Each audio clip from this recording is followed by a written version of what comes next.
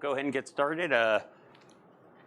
Good morning, everyone. My name is Quinn Bolton. I am the Semiconductor and Quantum Computing Analyst for Needham & Company. Thank you for joining us here on the first day of Needham's 27th Annual Growth Conference. It's my pleasure to host this fireside chat with Rigetti Computing. Rigetti became the second publicly traded quantum computing company in March of 2022.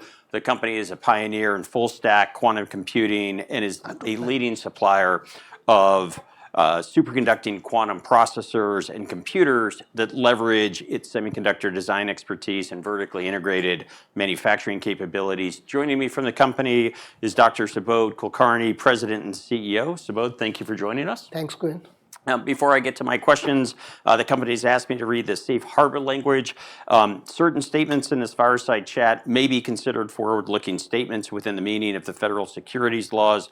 Forward-looking statements generally relate to future events and can be identified by terminology such as may, should, could, might, plan, possible, expect, believe, anticipate, or the negatives of these terms, or variations of them, or similar terminology, and are subject to risks and uncertainties. Factors that may cause actual results to differ materially from current expectations are set forth in Rigetti's annual report on Form 10-K for the year ended December 31st, 2023, quarterly reports on Form 10-Q, and other documents filed by the company from time to time with the SEC. We urge you to review these risk factors and cautionary statements contained in the filings.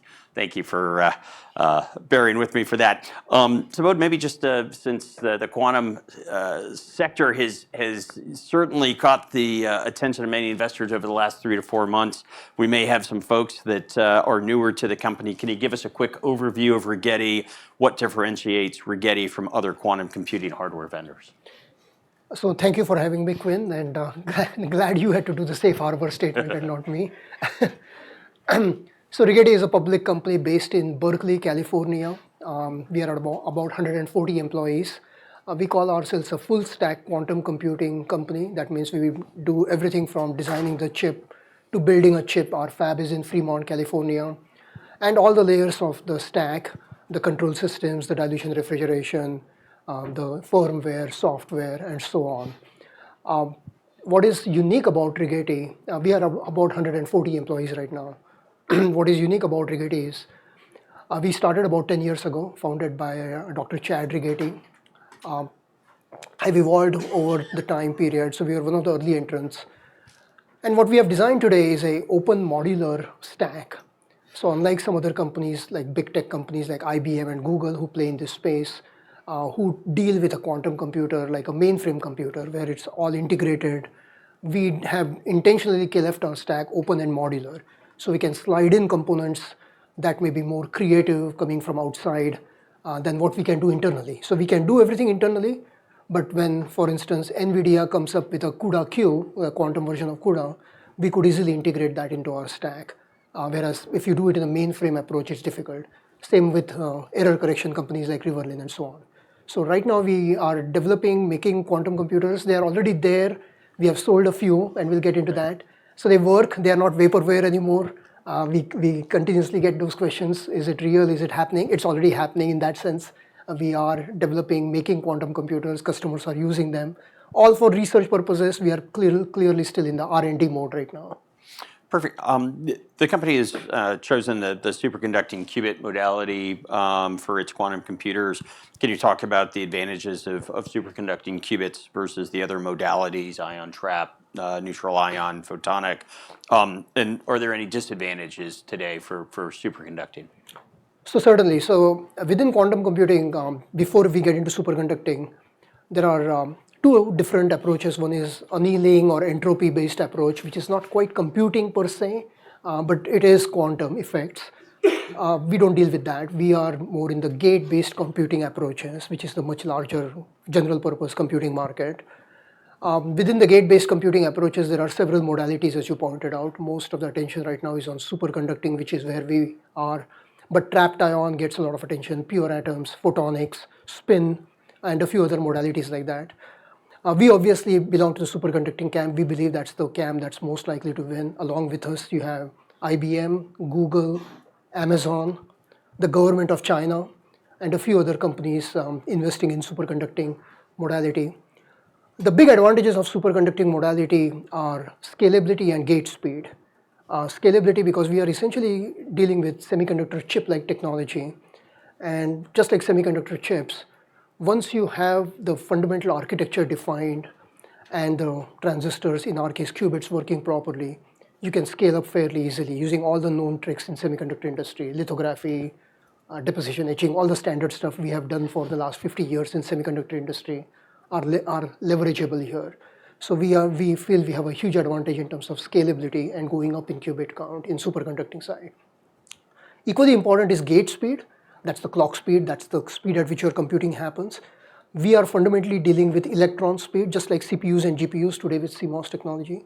So our gate speeds are in tens of nanoseconds. Like right now, our gate speed is about 50 nanoseconds.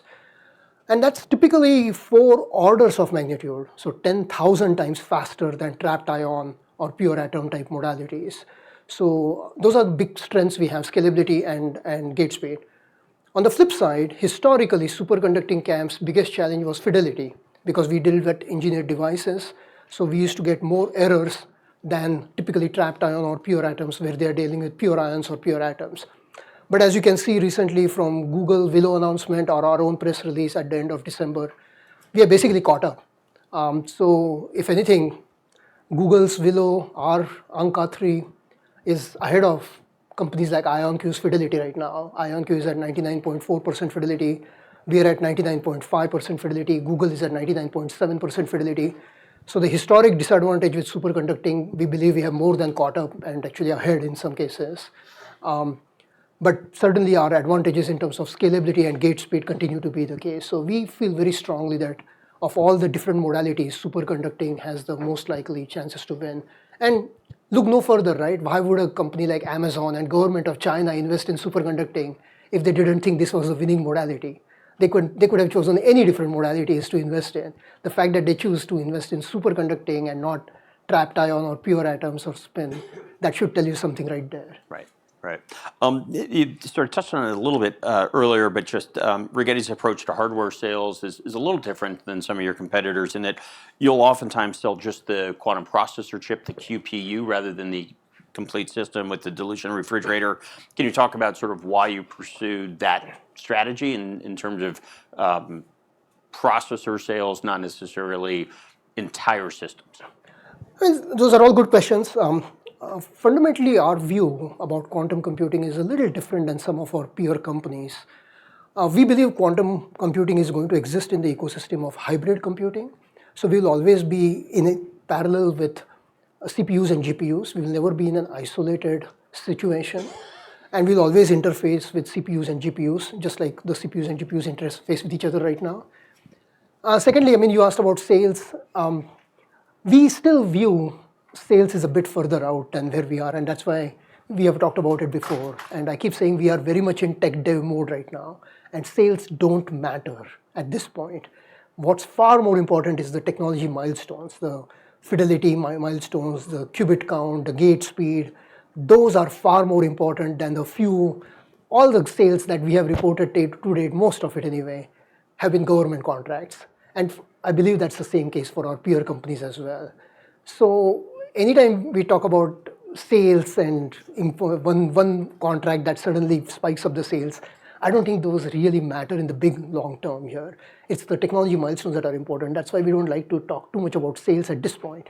Long term, of course, that becomes important. So getting to your point, we believe quantum computing in the hybrid computing ecosystem has to evolve. There has to be an ecosystem that comes along. It cannot be just one company trying to dominate the whole system. So we opted to, and because of our open modular stack, we opted to allow our customers, the government, national labs, the academic researchers, or even corporations. As of today, I don't believe any corporation has bought a quantum computer yet. It's mostly been government labs. But they are experts in different areas. So one of our customers, for example, is Fermilab in Chicago. And Fermilab is one of the inventors of cryogenic systems in the world. So they obviously understand dilution refrigeration probably more than anyone else around this planet. So it kind of is a little idiotic for us to try to sell them a dilution refrigeration technology. So what we told them is that you keep your dilution refrigeration technology, we'll give you the QPU portion that you can interface with your dilution refrigeration technology. So we opened up our stack, we are modular. So if a customer wants the full stack from us, we are happy to give the full stack. But if they just want the QPU portion, we are happy to do that. In some cases like Air Force Research Lab, they have expertise and they want to design their own chips. And we will allow them to do that. So they actually give us a design for the chip, and we will build a chip in our fab and give it back to them. So we are open to working with creative arrangements with our customers, and we want to keep it that way at this stage in the game. Because we are still in R&D. Once it becomes a commercial business, then the discussion should evolve to what is the right business model long term. Got it. The quantum computing industry has certainly caught the eye of investors over the last 3 to 4 months. What do you think some of the most important developments at the industry level have been over the last, over that period of time? And specifically, you mentioned Google's Willow and their 105 qubit processor. Can you share sort of your thoughts as to the importance of this announcement and how it might affect Rigetti? Well, I believe several announcements happened in the last few months that led to the significant increase in investor interest in the quantum computing sector. It probably started with government of China announcing that they have started breaking AES encryption with quantum computing. Then, of course, there was a Trump victory that led to more interest in small caps and emerging technologies. Then Amazon made an announcement that they are increasing their investment in quantum computing. And then, of course, Google's Willow announcement was the big one. To us, I mean, we had a couple of important press releases along the way. Just before Google's Willow announcement, we announced that we have accomplished real-time error correction code with very low latency with Riverlane in UK. Although our announcements don't get as much notice as the Google Willow announcement, but that's a very important technical milestone that we demonstrated. And then after Google Willow announcement, we announced our 84-qubit chip at 99.5% that has been deployed already on AWS and Azure now. So many factors have led up to the run-up in stocks of pure play companies like us. Without a doubt, the biggest of them probably was the Google Willow announcement. What Google did is twofold things. Although the attention goes on the Willow chip, and as you said, it's 105 qubit, 99.7%, awesome accomplishment. But equally, if not more important, is the concept of using surface error correction code. And what they showed in that paper is that as you increase the length of the surface error correction code, in other words, as you increase the qubit count, your errors actually come down. And that's counterintuitive because normally as you add qubits, your errors go up. So Google's demonstration was a very powerful demonstration that once you start deploying surface error codes, you can actually bring it down. Now, surface error codes have not been invented by Google, they have been around. But it was, as far as we know, it was the first deployment at that scale where Google demonstrated something like that. Now, obviously, we have been working with Riverlane and will continue to do so. So expect us to be doing surface error codes and similar demonstrations in the next few months here. But that was a very important announcement that led to the interest. I guess with Willow and the surface codes, I mean, isn't that the whole concept of quantum error correction? Absolutely. That as you deploy it, the fidelity of the logical qubit should be much higher. Correct. Or error rate much lower than the underlying physical qubits. So, but it was all on paper. Now it's all real. Now it's okay. Got it. Yeah. The last question, sort of at a high level, was hoping to get your comments in response to comments made last week by Jensen that it could take 15 to 30 years before we have commercially available quantum computers. And I guess Zuckerberg made some comments either over the weekend at couple days ago, stocks yesterday as well, which I think sort of implied the same sort of it may be a while before we get a usable quantum computer. How do you respond to those comments? I mean, it's tough to respond to vague words like useful, right? What does useful mean? Somebody may find something useful today, may not find it useful even 5 years from now. That kind of. So I hate to get into those subjective, vague words, particularly going tete-a-tete with someone like Jensen or Mark Zuckerberg, whose microphone is a lot bigger than any one of us here in the room here. So rather than get into that, I prefer to stay with the technical milestones which we know, and so we can talk fidelity, we can talk qubit count, we can talk gate speed and other metrics. I know what our roadmap is. I know I have a good feel for what IBM, Google's roadmap, and some other companies' roadmaps are. What I can say is that in a couple years, we are already at 84 qubit, 99.5%, 50 nanosecond gate speed. I mentioned that. In a couple of years, I'm pretty sure we'll be at a few hundred qubits at 99.7, 99.8% fidelity, maybe 30, 40 nanosecond gate speed. We think that will be good enough to start demonstrating what we call narrow quantum advantage, which is demonstrating superiority with the quantum computing over classical computing for some select applications. Another couple years later, so maybe 3 to 5 years from now, when we start approaching 1,000 qubit at 99.8% with surface error codes that we just talked about earlier, we think we will be able to demonstrate quantum advantage, QA, over quantum computing superiority over classical computing for most practical applications.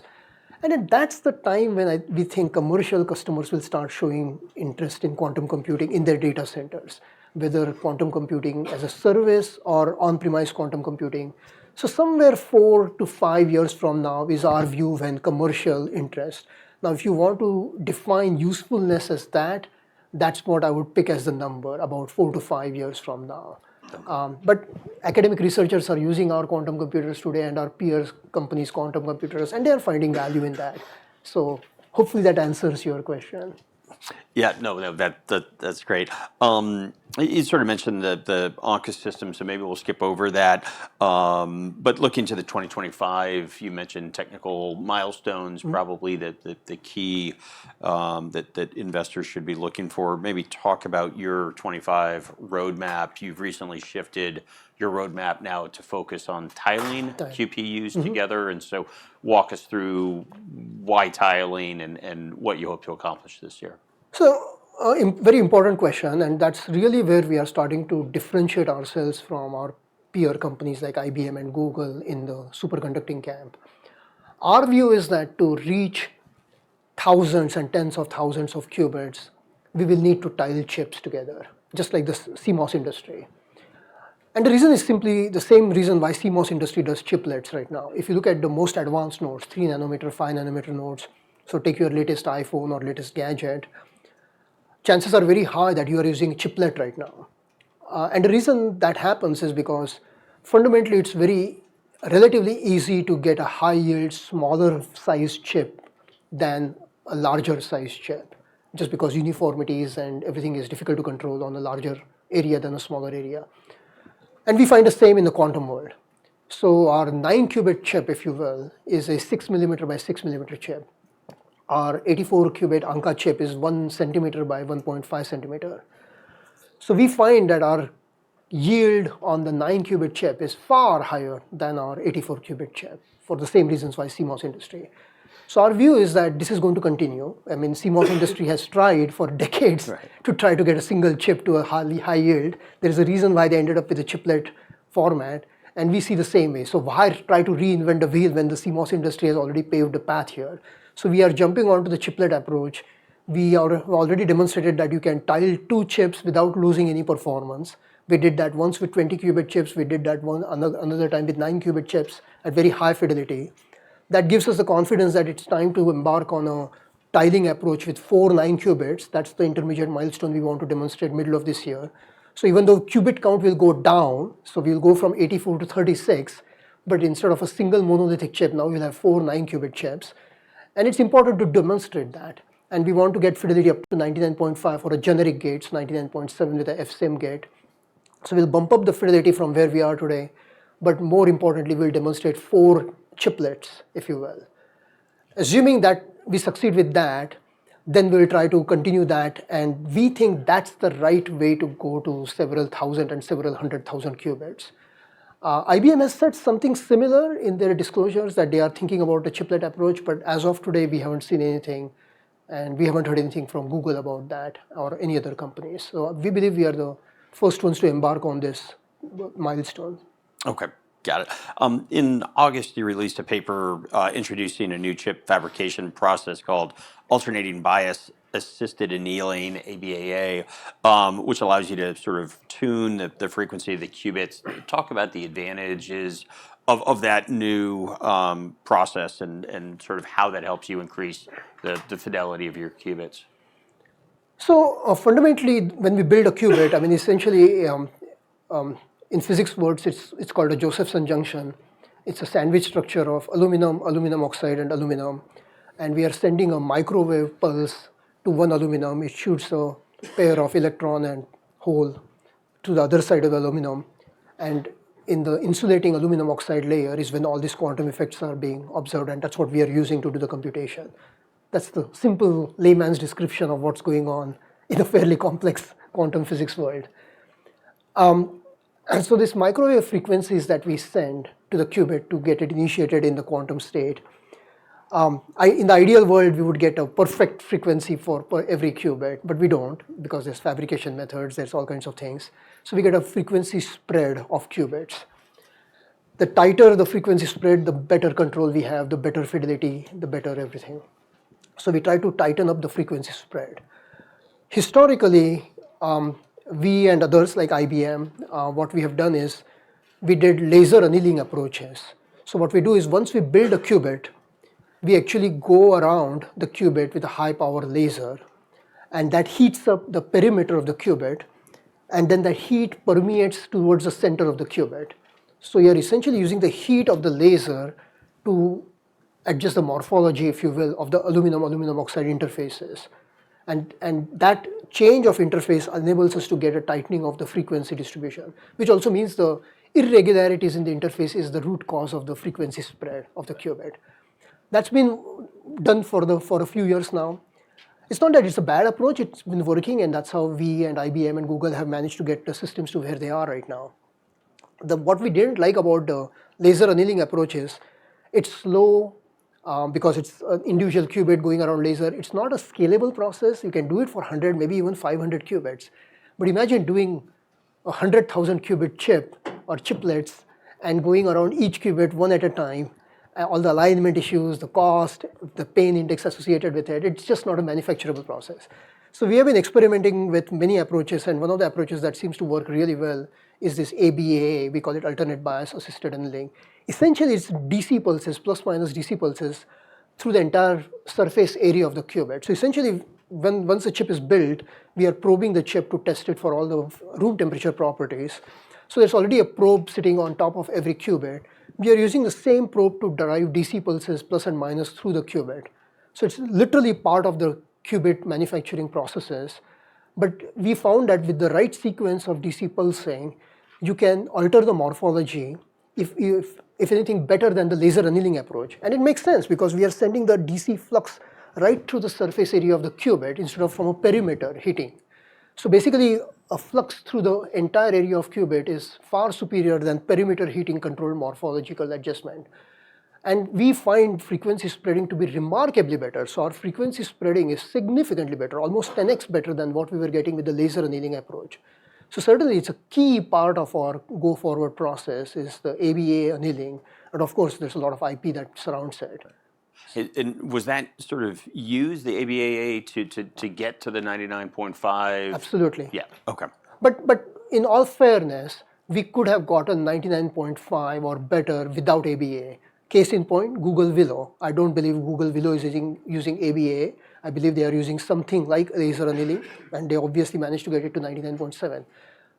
But I would dare say that to get to 10,000 qubit chiplet or chip, we will need a ABAA-like manufacturable process. Got it. Okay, so as you scale the qubits, it becomes more and more much more important. Got it. Okay. You'd mentioned that the quantum error correction work you've done with Riverlane. Maybe spend a minute what you were able to show in your work with Riverlane. So first, I mean, we did our own error correction. We continue to do it.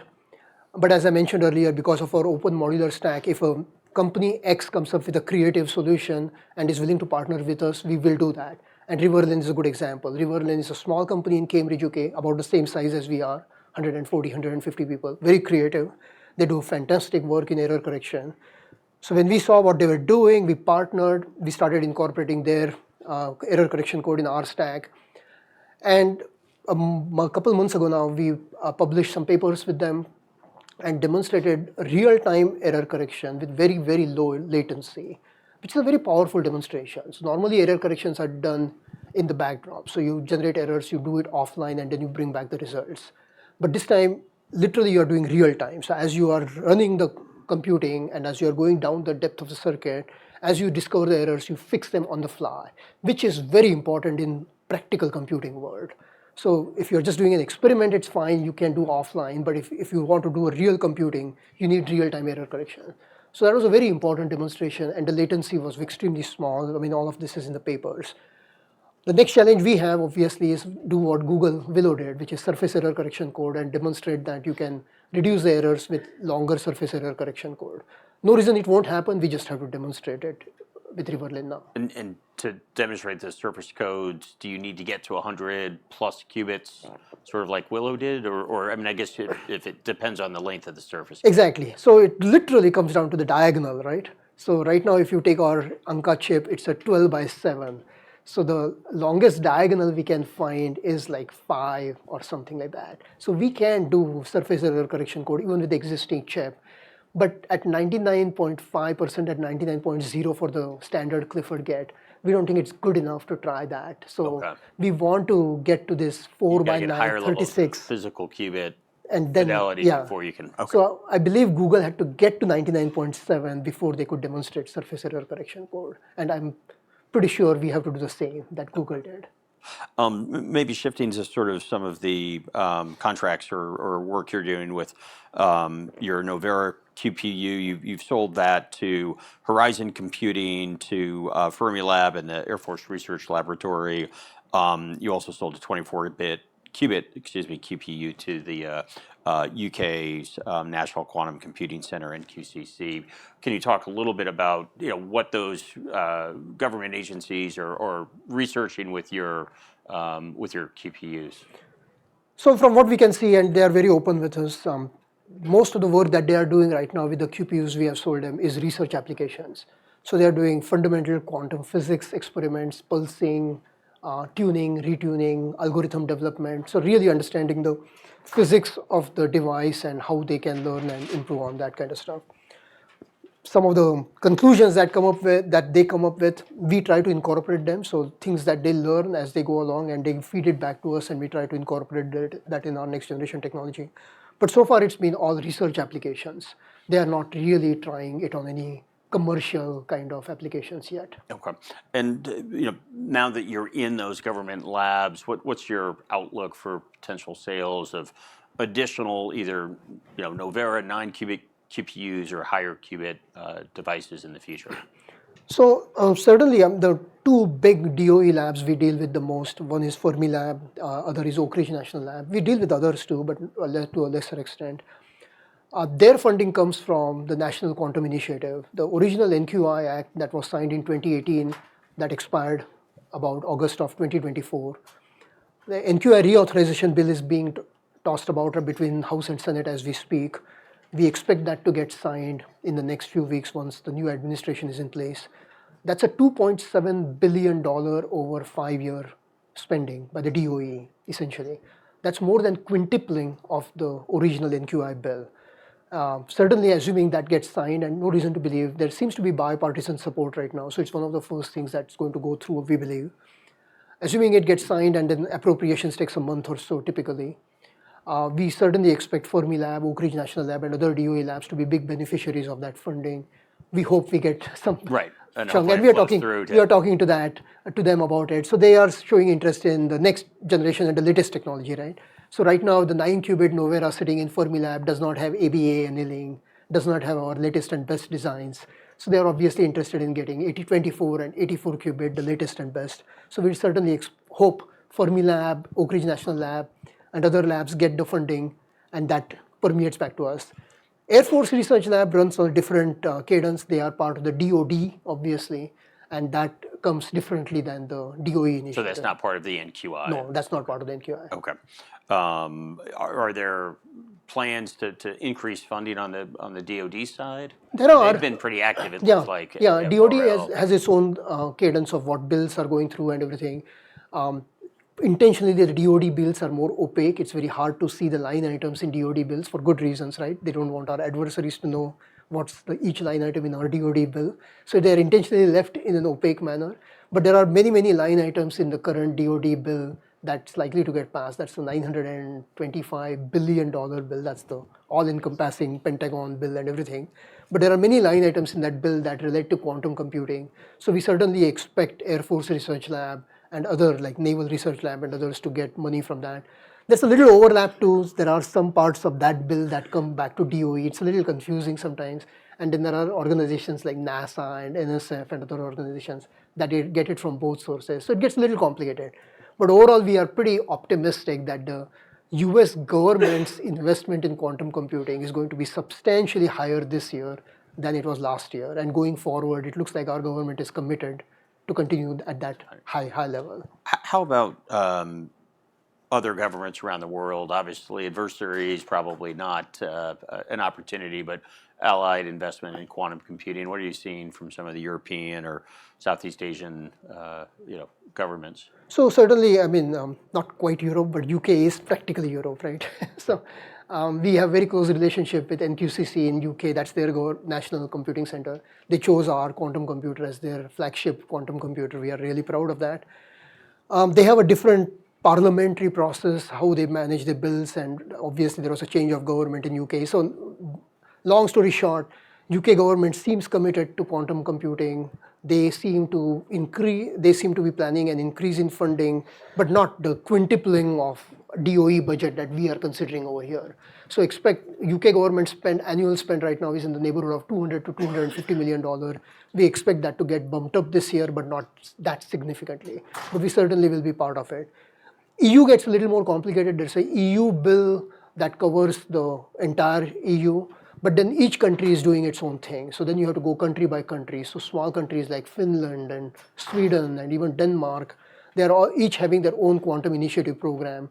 Of course, the larger countries, France, Germany, and so on. Frankly, we struggle with EU the most because there's a nationalistic element there. So even though they know pretty well that we are technically way ahead of their local domestic companies, they are almost they want to support their domestic companies over somebody in California. So we struggle the most with EU governments right now. Asian countries are a little different, right? Each country has its own different plan. There's Australia, there's obviously Taiwan, Korea. Countries like India are jumping into it, and a few other countries like that, Israel, of course. And there we definitely see some opportunities going forward. The Middle East is jumping into it in a big way. We are seeing a lot of initiatives right now, both in Saudi Arabia and Abu Dhabi and other countries. We have to be a little careful. I mean, certainly we cannot talk to an adversarial country like China or Russia. But there are some countries where things start becoming a little gray, right? Because they have some separate agreements with countries like China that we have to be careful about. So we don't want to get caught in some kind of a geopolitical turf battle here. So we are careful that just about any foreign government we talk to, we make sure DOE and DOD is fully aware and supportive of what we do. We don't want to get crosswise with those organizations. Yeah. No, it makes sense. Maybe just a couple of financial questions. How should investors think about your level of OPEX and cash burn sort of going forward? I think OPEX has been running about $15 million a quarter.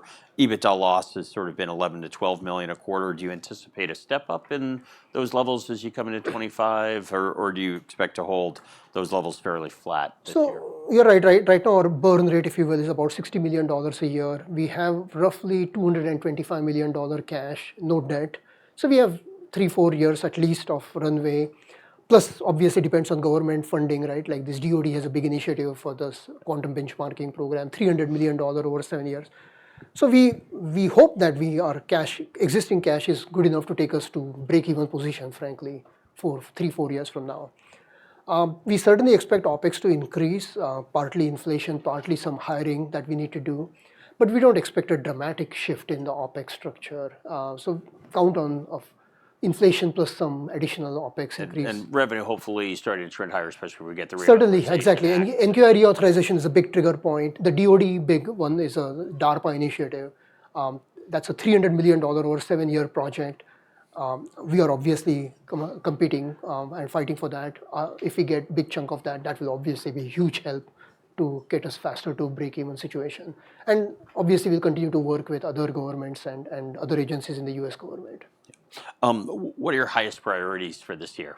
Fidelity, fidelity, fidelity. I have said that for 2 years, Yep. and I'll continue to say that.